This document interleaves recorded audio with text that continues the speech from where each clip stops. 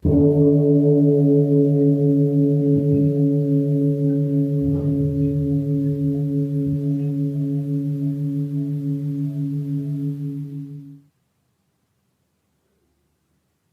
all beings be happy. May all beings be healthy. May all beings be free from harm. May all beings love life. May all beings awaken. Welcome to another Cuke Audio Podcast. I'm DC, Poobah of Cuke Audio and Cuke Archives, preserving the legacy of Shunryu Suzuki and those whose paths crossed his, and anything else that comes to mind. I pray that you and yours are safe and comfortable, free from economic hardship, and able to get out and do whatever it is you want within the limitations of the universal precept of do as little harm as possible. So, listen, today we have J.J. Wilson, who was around Zen Center very early, starting in like 61. Yeah, about then. And her husband, Phillip Wilson, was one of Suzuki's early disciples. And JJ had her own relationship. And she's a good source of information on Phillip and on herself. And you'll learn a little bit about her here. I won't spoil it for you. She's a very interesting woman. So anyway, I'm really glad to have been in touch with her today, and we're going to be in touch with her longer. So after our pause to meditate, we're going to get right into it and give her a call, so to speak. So when you hear the bell, hit pause if you're of such a mind, and meditate or whatever for as long as you wish. And when you're ready to come back, hit unpause. And we'll be here to hit the bell to end the meditation or whatever. And we'll give JJ a call.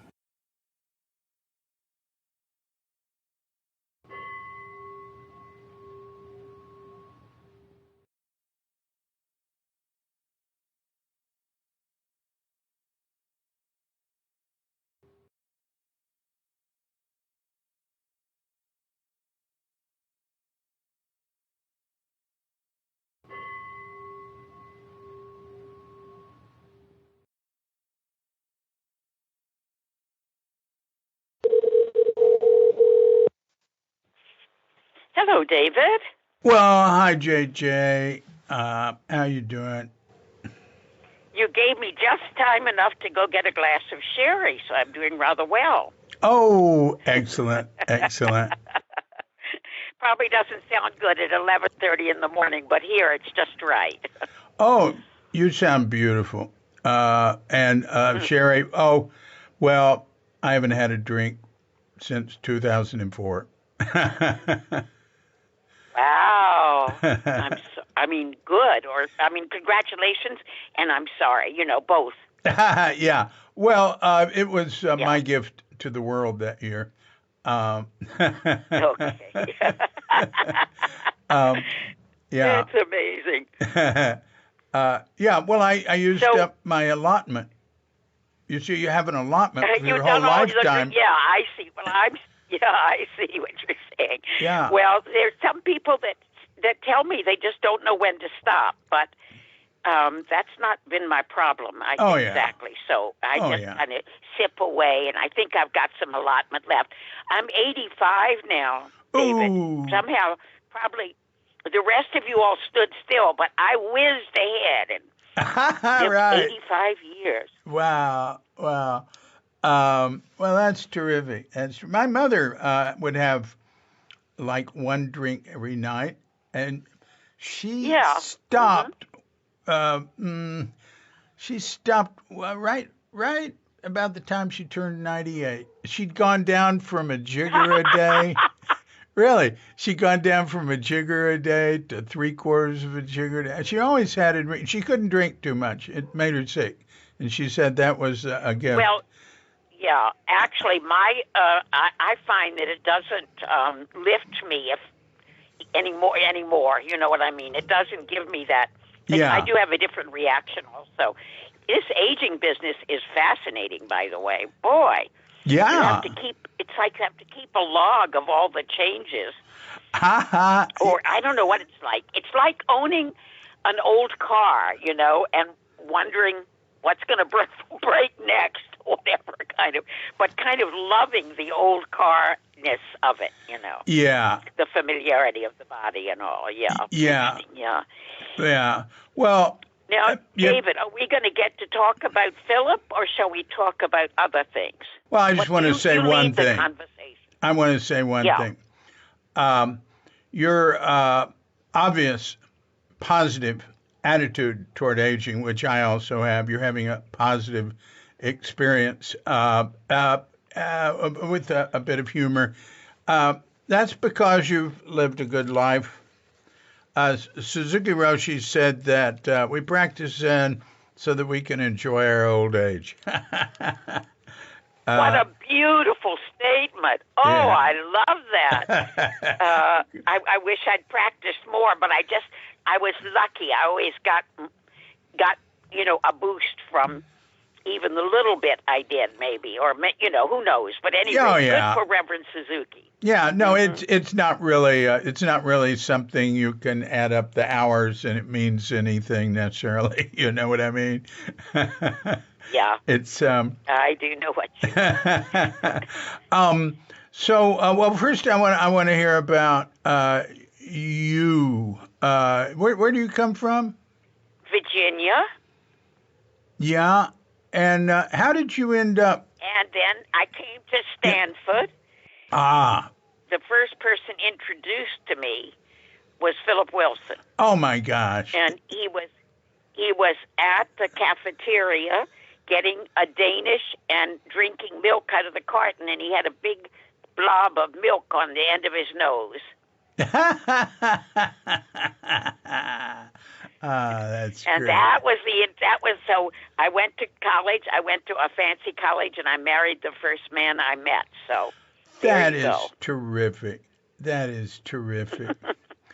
Well, it was an interesting journey. Yeah. Well, so what happened after that? So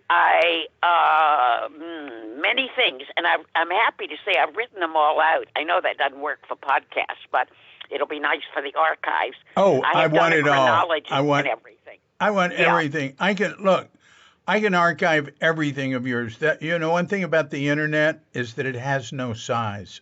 That's right, and I admire very much your organization, David. It's we have archives here, and we find them oddly random and difficult and overlapping and difficult to keep up with, and they just seem to move around inside the files. So when I saw the way you had it set up, I was very impressed. Oh, thank you. I think of it as a big mess, but I have really good help. I couldn't. It wouldn't be what Cuke Archives, what it is with Cuke.com and ShunryuSuzuki.com. It just wouldn't be anything like that without a guy named Peter Ford, who's been working with me for, I don't know, a dozen years or so, and he's just unbelievable. And he does a lot of... My hat's off to him. If he gets tired of you, send him over here. We'll use him. Yeah, indeed. Oh, yeah, he helps me with it. And other people help, too. In fact, everything I've done is because of others. Without them, I'm just, like a naked bubble floating in the universe. Yeah, I too am very dependent on other people, and I get all the credit, and they never get mentioned. It's bizarre. Yeah, I have that experience. Karen Peterson has done all the good stuff, and I get all her credit for her work. It's amazing. Who? Karen Peterson. she and I worked together on the sitting room and on a book on women artists and all that. I'm always amazed that somehow I get all the credit and she does all the work. Why is that? But anyway, I just take it happily. But I've had a lot of that. I wanted to tell you, David, although I love the way the conversation is just going. Yeah. I wanted to say that I have a lot of copies of the Wind Bell. Do you have every one of those, or? Yeah, I have them all. I have them from 1967, and. Well, you can include them in what you send if you want. I have all the Wind Bells. All the Wind Bells are on Cuke.com. People can read them on Cuke.com, and they're also broken down. Oh, that's wonderful. You mean you scanned them and everything? Oh, yeah, they're all scanned. They're all on there. But some of the copies aren't very good. Some of the copies, especially if you have the really early ones. Well, 67 sounds pretty early to me. No, the first one came out in December of 61, and Phillip was involved with it. Phillip was doing it. My God! Well, I'm surprised I wasn't called in to help. Let's see. We were married in 53 or something, or no, we were married in. Wait, I've got the chronology right here. We were married in 58. So that would have been good for him. Well, I'm glad he was helping with that. Oh, yeah. Yeah, he was involved with the Wind Bell. He and Dick and, let's see. Oh, yeah, I remember him, yeah. Well, we're supposed to be retired. I thought we were supposed to be retired. Oh, no, I can't retire. I'm getting more done now. I mean, well, I've always tended to get a lot done, but there have been, higher points and lower points. I'm at one of the peak times now in terms of how much getting done and getting out and stuff like that. And it really helps living in Bali. I can concentrate well here, and I was yearning to ask you that, whether living in Bali works for you as the right nest for your eggs, Oh, yeah, it's fantastic for that. And, like you can walk to the beach and go swimming. It's right now, we're on lockdown, so but I went swimming yesterday in the ocean, which is very close. And it's inside a reef, so it's very easy swimming. It's not big waves coming and bashing me. But yeah, it's good. And excellent tech support, good connection. Anyway. Thank heavens. I was going to ask about that, yeah. Oh, it's better than America. I mean, it's incredible. And it's extremely cheap, and they come to the house, and service here is moving there tomorrow, yeah. Yeah, service here is excellent. So, David? Yeah? I have in front of me a letter, which I just plucked out of the box here, from Phillip, which is quite different than most letters that you get, probably. Yeah. And I'm wanting to read it to you. Yeah, do it. And then if you decide it's not suitable for the podcast, you will just take it off or whatever. I'm sure. No, I wouldn't do that. I wouldn't do that. It's suitable. I can tell you right now, it's suitable. Oh, bless your heart. Unsuitable is suitable. So. Yeah. My only standards are, I can't have a lot of bad language, because of going on different platforms on the internet. Can't have racist stuff. There's none of that. Oh boy, there's a little language here, but no don't worry about stuff. it. Don't worry about it. It sounds right here. You'll see why. Yeah. It doesn't matter. I think it's from Japan. I think it's from Japan when he was at Eheiji. Right. But it may not be. It's not dated. And it says, "Dear Jay, I received your letter and realized that, anyway, you'd not received mine." Now, it goes right away to the point. Reverend Kinko has decided not to give me Shiho. Shiho. It says Shiho. So even if I wanted to invite you, I couldn't because it's not going to happen. How's that for a negative? Mom said, so maybe he is still in this country. Mom said that I've had enough suffering in Buddhism and to leave it. And Bishop Kinko, shit on him, don't go back. That's a quote from his mother, who was from Tennessee. But I've decided to do it more quietly and go to Zazen there when I can and do the calligraphy. And when it comes time to leave, do it quietly. No fuck you. Just gasho and not think about what I've got or haven't received. Bishop Kenko did have Reverend Matsunaga talk and represent him. And the latter almost got into a fight trying to convince Bishop Kinko to do it anyway. It's all off, including the training that goes with it. But it seems they do want me to come to the ceremonies celebrating the temple's 50th anniversary on the 28th and 29th of October. Here's, let's see. 50th. He's talking about a temple's 50th anniversary. Wow. 28th and 29th of October. Doesn't sound like Japan. That'd be the 500th anniversary or something. Wonder. This is unusual because I didn't associate him with any temple but Eiheiji, and this is not Eiheiji. Shiho, incidentally, is transmission. It would be That's like what I thought. it's like making him a So here's teacher. what he goes on to say. So I'm not some Japanese bishop's baby, but my own true self wherever I am. Part of the problem may lie in the reactions of people who don't know they have a real true self. I don't know. I mean, it goes on like that. They're only building on the periphery of existence just for the senses and trying to give it a whole meaning, but it's not real.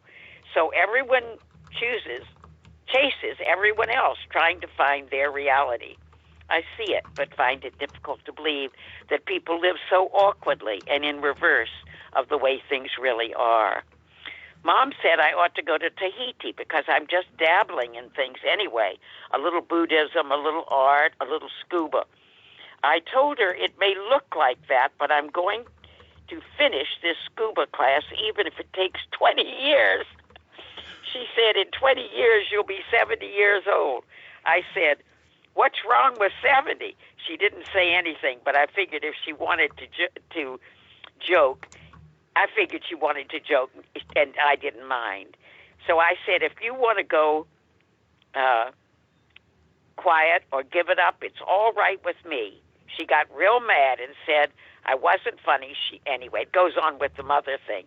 But she said I ought to do like her and stop studying Buddhism, like she stopped studying the Rosicrucian order. I saw it as a way out, but decided again not to rely on her advice, but to continue, and maybe something good would come of it. She didn't think I was very funny anyway. It seems to her she doesn't like to play, even if it's her own game and she forces you into playing it. But I'm not playing any games. I'm just trying to do a few things and do them well. Reverend Matsunaga said that Buddhism is deep, but I don't believe so. The hole we dig for ourselves may be deep.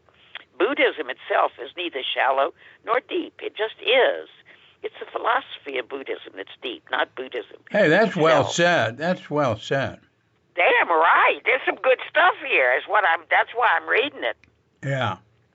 The Japanese may feel they exhibit a special gift for Buddhist understanding and want to show me their way, but this is a delusion. Buddha was a human being with good understanding. That's why it is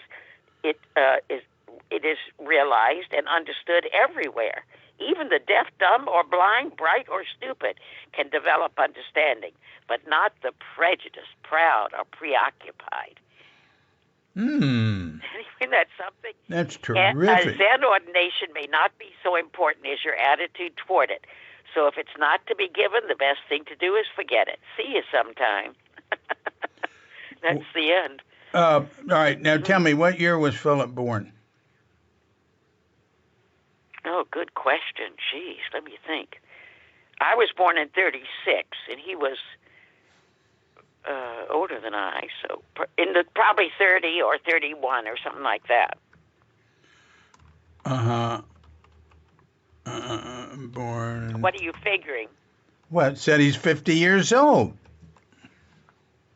Oh, that's right. And so we can figure back. Yeah, we can figure what the date is. That would be useful. But it seems to me clear from reading the letter aloud rather than skimming it, as I was doing before we got on the phone, that he is in Japan at this time. All right. That would be 1980. He was not in Japan in 1980. No, he wasn't. That's right. But you know what he was doing in 1980 was seeing Jiyu Kennett at what they call Jiyu Kennett Roshi. Yes, at that's right, up in Shasta. Shasta, yeah. Yeah. So you know, it doesn't even matter how close your estimate of when he was born is. I mean, he was in Japan in like 64, 65. Right. When I was teaching at Smith, right, yeah. Reverend Suzuki came to Smith College February of 67 and spoke in the library there. It was neat to see him there, so far away from where I was used to seeing him. And there was that Mrs. Schalk was an ardent student of Reverend Suzuki's and of Zen. Right. And she had hoped that Philip would start a Zendo in Northampton, Mass, because that's where I was teaching. Yeah, Dorothy Schalk, right. But he said, he came to Northampton, and he looked around, and he said, the trees look stunted here. And I knew we were in trouble. He didn't take to, he missed redwoods, I guess. I mean, he was a Californian boy. So we came back to California. Yeah. Anyway. Yeah. What a bumpy relationship he had with Zen. I have, in one of my chronologies, I have January 29th, 1965. Philip, quote, wants to be a good student, and yet he is at odds with Sensei just now. And then I wrote in my language, just now, which always adds immensely to the pressure. Now, when you say Sensei, you're talking about Suzuki, Shunryu Suzuki. Suzuki Roshi, yeah, right. And what was the date of that? That was 65. Wait a minute. January 29th, 65. And then I write in the chronology, summer 65, Philip goes to Japan. Mm-hmm. So it wasn't 64. It was summer of 65. Oh, all right. Summer of 65. Wow. Really? So he was only in Japan like a year. A year, that's right. And I went over the next summer on a Rockefeller grant, and we spent the summer living away from the temple, in an apartment. Where? What city? Oh, God, it was a great place, Kamakura. So many temples. Oh, we visited one every day. It was beautiful. Oh, wow. How'd you end up there? That's a wonderful place to live. Oh. I had a best friend who lived there, and she got us an apartment. She was teaching English as a second language, yeah. Jeannie Stearns. She had studied, she'd been at the temple, too, for a while. But I have Jeannie Stearns on kook.com. Oh, good. I'm glad. Yeah. I've lost touch with her. I would love to have her email. Oh, I lost touch with her long ago. But, I have stuff from her about her experience at Zen Center and with Philip and you and this and that. I don't remember what it is. I'm so glad, because she's a truth teller. Yeah. She's wonderful. I had a funny experience that I don't know if it's worth, maybe too personal for talking about, but... No, it's excellent. I can tell you right now. When I retired from teaching at Sonoma State, I went through all my letters, my correspondence, which in those days we had real letters, not emails. And I mailed back a big chunk of letters to Jeannie Stearns that she had sent me. They were wonderful letters, I thought. She received them with horror. She did not like the self that was in those letters. I wished I hadn't sent them to her. Now I wish I had them. They were wonderful, I thought. But yeah, why'd you do that? I could have them, but that's all right. She was harder on herself than I was. I guess her standards were higher for herself than my standards for her. I thought she was wonderful. And I'm sorry I lost track. You lose track of some people and other people stick with you, kind of? Yeah. Oh, yeah. Definitely. I remember people. Yeah, I think you are great at that, but I think people are, you're really an historian, but I think people during the pandemic here with all the close down are finding that there's some people they've just dropped off their charts. They don't keep in touch with. And other people whom they do. And I don't just mean see personally, but, keep an email touch or anything, or phone. Yeah. They just go off. It's too much. We had too many friends, or acquaintances anyway. That's one good thing about being in Bali. I just had too many obligations. I knew too many people. Also I'd get requests to do ceremonies, and I don't want to do ceremonies. And so... and you had trouble saying no to that?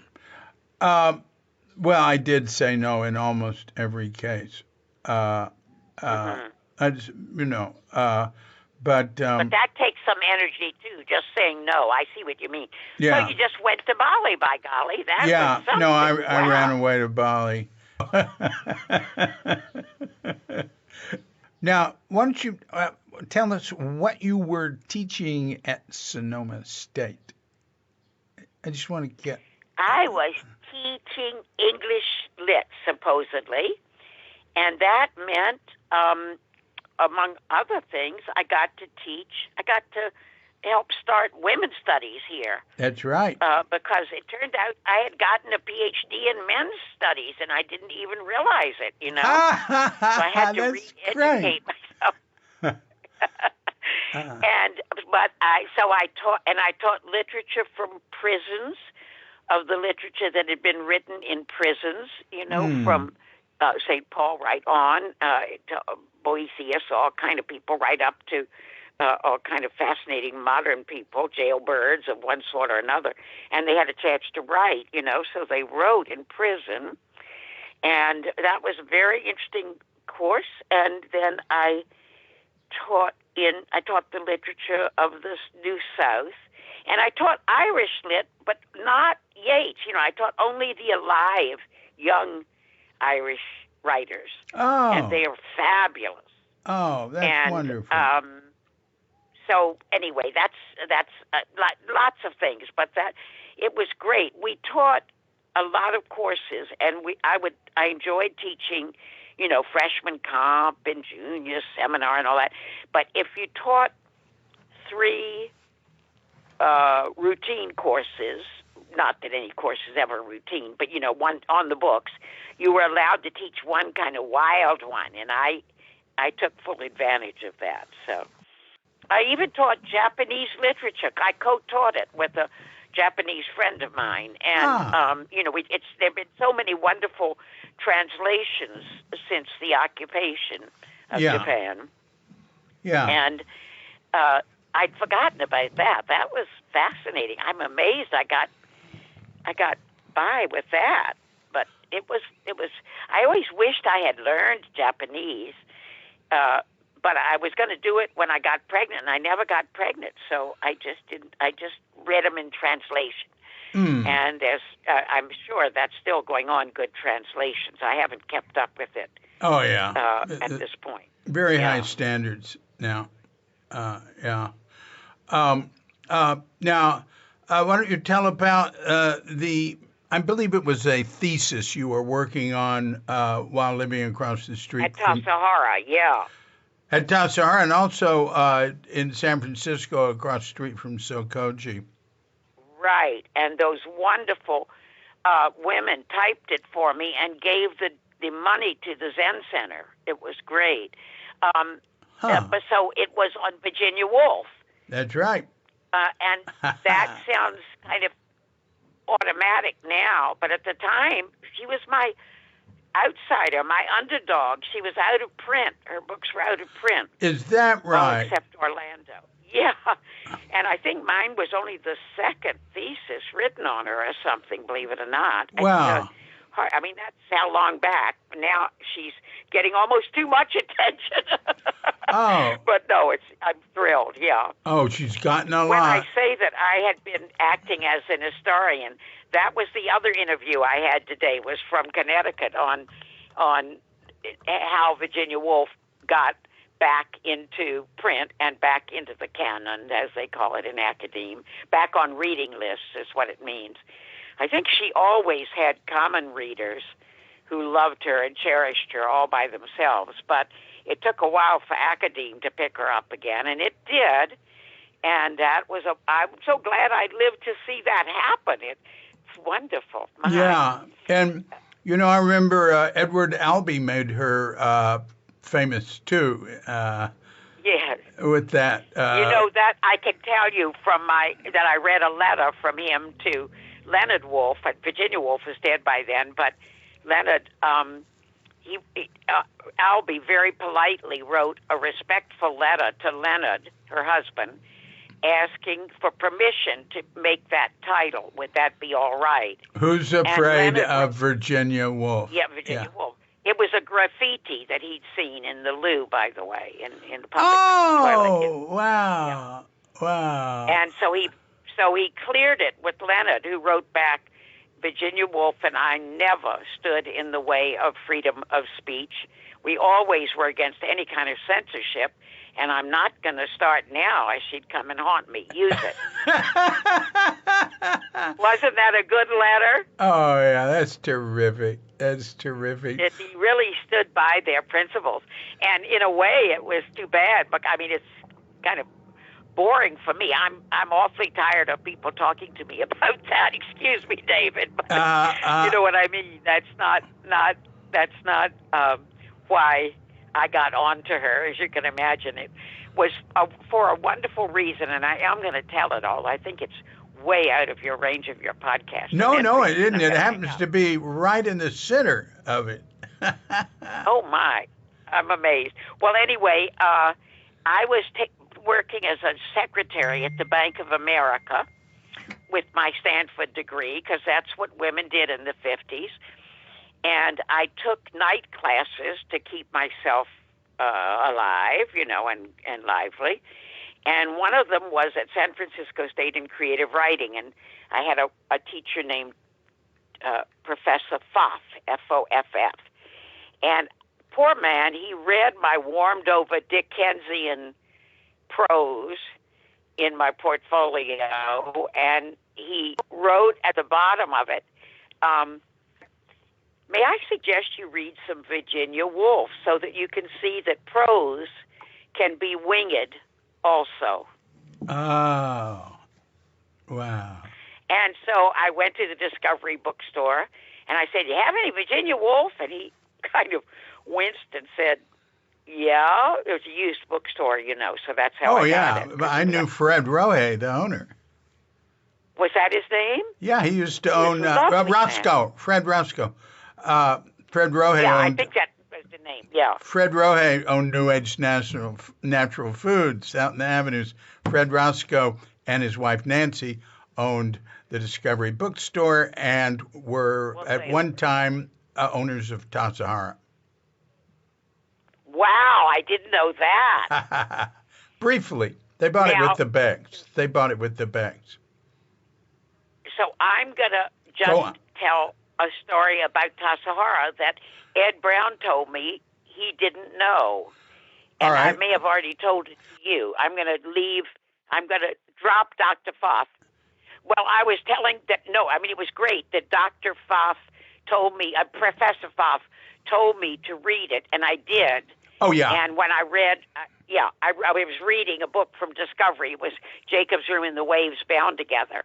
And I read them, and I thought, oh, this is how I used to see when I was a child.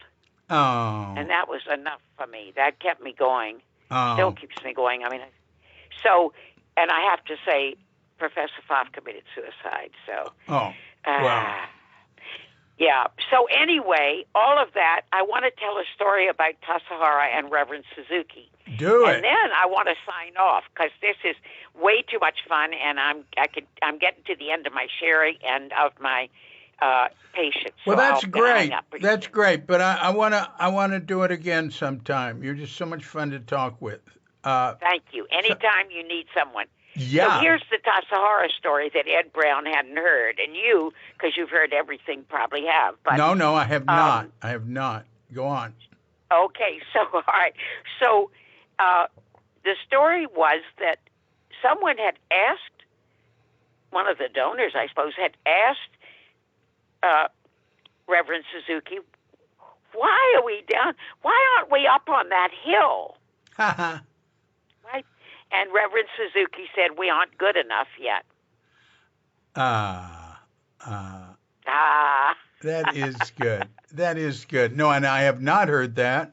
That is excellent. That's what Ed Brown said. Yeah. I'm glad I got to eavesdrop on that one and pass it on. Yeah. That's the sort of vignette I put in these little vignette books, like that email you received.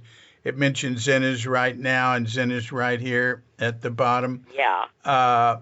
That's the sort of vignettes. I collect them. And there's like 125. Well, I think that old age one you told me, excuse me for interrupting you, David, but I think that old age one definitely ought to be in there. It probably is.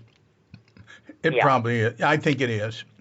Yeah, and Lou Richmond used it in a book he wrote on aging. He's very involved with aging stuff and men's stuff. What was the name again?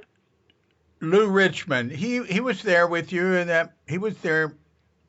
Maybe he wasn't at the first practice period. Maybe it was at the second or something. But he was there very early on. Remember, yeah. I think he might have been there when Phillip was Shuso. But I'd have to look at stuff I have on him.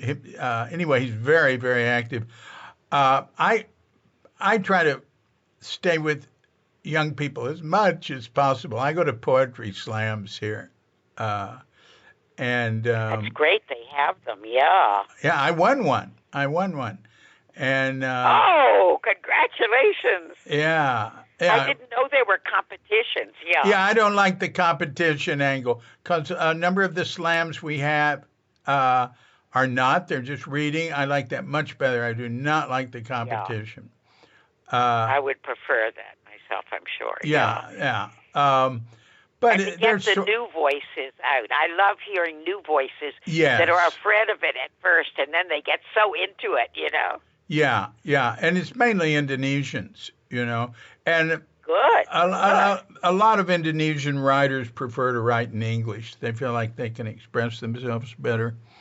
I mean, that's what they've told me. Well, to express themselves to more people. I mean, I know that urge to write in English is partly just to enlarge your audience. Well, actually, this is it's unspoken Bali unspoken poetry slams is part of an international thing, and you can do Indonesian poems here in Bali, but if you're going to a bigger slam in Jakarta that has any international connections, it's got to be in English.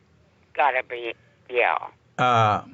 We've dominated that. Well, it's a good language, I'll say that. Shakespeare warmed it up for us. It's got a lot of fun things, and I'm not against it, but I'm sort of sorry about the other colonial invasions we've perpetrated. Well, right. Well, look, You wanted to end with that Suzuki Tassara story. I did. There's a lot more I want to hear from you. Thank you, David. You're a wonder. Bye-bye, dear. You are too. And I look forward to the next time we speak. Okay. Thank you. Thank you. Take care. Bye-bye.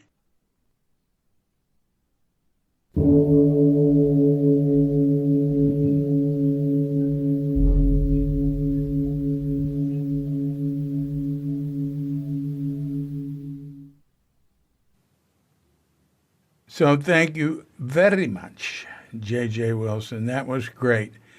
And I want to follow up. There's definitely stuff I want to follow up on there. I want to get more from you because you are a literary person, and you've got some writ stuff I'm eager to see. This has been a Cuke Audio podcast. I'm DC Puba of Cuke Audio and Cuke Archives, coming to you from sleepy Sanur with Doggy Bandita, Feline Cuchita, and dear lovely Katrinka. And we're wishing you and yours and all of us a grand awakening.